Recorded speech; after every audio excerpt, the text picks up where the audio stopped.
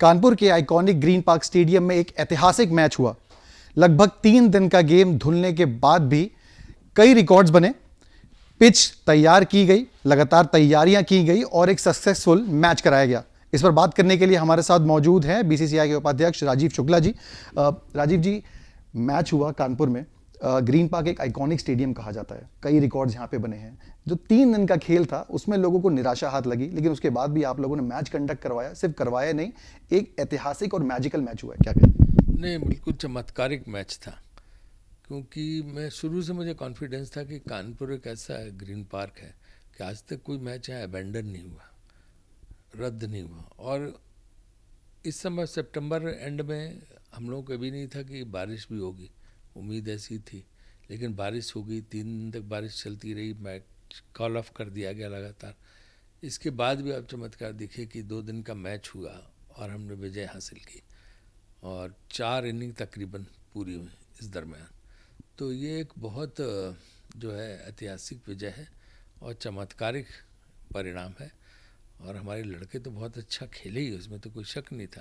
लेकिन जिस तरह से कल उन्होंने टेस्ट मैच में T20 का मज़ा दिलाया, उससे दर्शक भी बहुत खुश हुए और पूरा देश में जो लोग भी जहाँ देख रहे थे सब बहुत खुश हुए।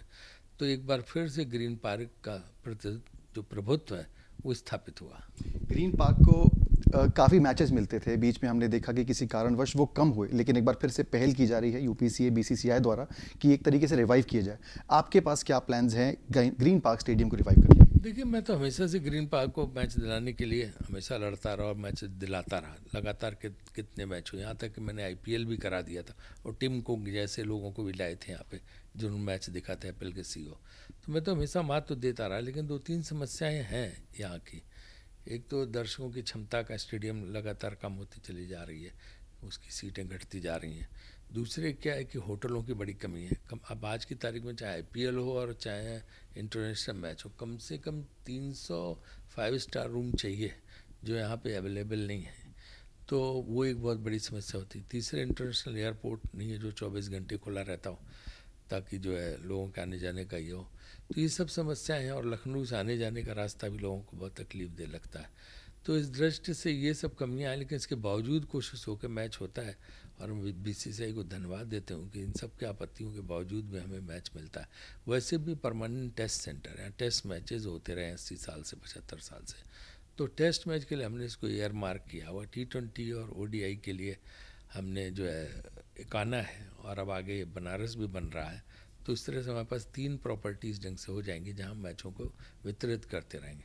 हमने यूपी T20 लीग भी शुरू की है, जो पिछली बार कानपुर में हुई थी, इस बार लखनऊ में, उसको भी यहाँ पे कराने की कोशिश करेंगे। तो मैं मेरी कोशिश तो यही रहेगी कि ग्रीन पार्क को मैक्सिमम मैच मिलते रहें। कोशिश रहेगी ग्रीन पार्क को मैक्सिमम मैच मिले। कानपुर के लोग भी आपसे अपेक्षा रखते हैं, क्योंकि ये कनेक्शन है आपका कानपुर से, आप यहाँ पे आते हैं, लोग एक मानते हैं आपको कि आप शहर के लिए कुछ करेंगे। इसके साथ ही मैं गेम पे आना चाहूँगा कि जो 3 दिन का गेम हुआ, बिल्कुल वॉश आउट लग रहा था, निराशा सबके जहन में थी। आप लोगों ने क्या तैयारियाँ की और आप लोग को लग रहा था कि उसके बाद ऐसा मैच हो जाएगा? देखिए, सबसे अच्छी चीज़ है कि आउटफील्ड बहुत अच्छी थी और विकेट भी हमारा बहुत अच्छा था। तो मुझे पूरी उम्मीद थी कि यहाँ पे बहुत अच्छा खेल होगा।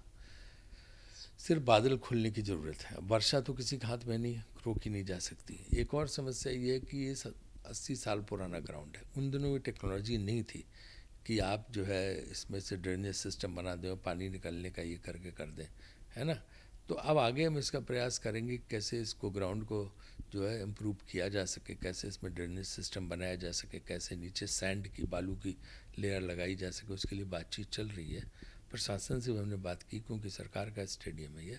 तो हमारा एक इनके साथ एग्रीमेंट है, MOU है, जिसके आधार पर मैच करते हैं। तो सरकार से भी मेरी बात हुई है। तो हम ये कोशिश करेंगे कि इसका जो वो है ग्राउंड है, उसमें क्या सुधार किए जा सकें जिससे कि पानी सब नीचे तुरंत सूख जाए। सर, बात करते हैं चैंपियंस ट्रॉफी की। एक बहुत ज़्यादा क्रेज़ है, कहीं ना कहीं ये बातें हो रही थी और स्टैंड लगातार सामने आता है कि अगर सरकार इजाज़त देगी तो हम लोग जाएंगे पाकिस्तान अगर जाते हैं तो।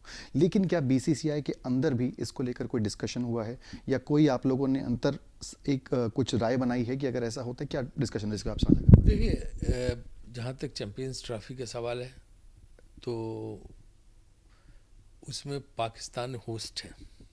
पिछली बार एशिया कप में भी पाकिस्तान होस्ट था, तो हमने हाइब्रिड मॉडल रखा था जिसमें पाकिस्तान सेंट्रिक मैचेस हमने बाहर कराए थे। श्रीलंका में खेले थे। और अभी तक इस मामले में न बीसीसीआई में कोई डिस्कशन हुआ, न निर्णय लिया गया।